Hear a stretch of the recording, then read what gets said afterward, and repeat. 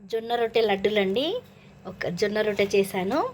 ఇంకొక జొన్న రొట్టెను ఇలా చిన్న ముక్కలుగా మనము తుంచుకోవాలి. దీనికి బెల్లం వేసుకోవాలండి. ఇలా బెల్లం వేసుకోవాలి. వేడి వేడి జొన్న రొట్టె ఇది. దీన్ని చిన్న చిన్న ముక్కలుగా చేశాను. దీనికి కాస్త నెయ్యి వేసుకోవాలి.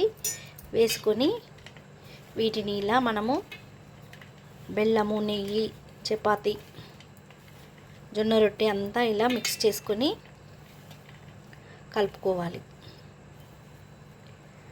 చిన్నప్పుడు మా నాయనమ్మ చేసేదండి ఇది. వీటిని మలీల ముద్దలు అని కూడా అంటారు.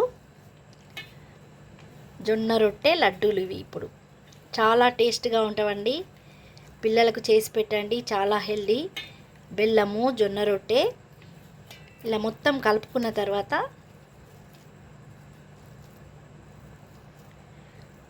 ఇలా లడ్డూలుగా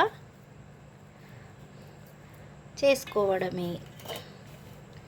ఎంతో టేస్టీ జొన్న రొట్టె లడ్డూలు రెడీ. మీరు కూడా ఒకసారి ఇలా ట్రై చేయండి. పిల్లలకు చాలా హెల్దీ. Thank you.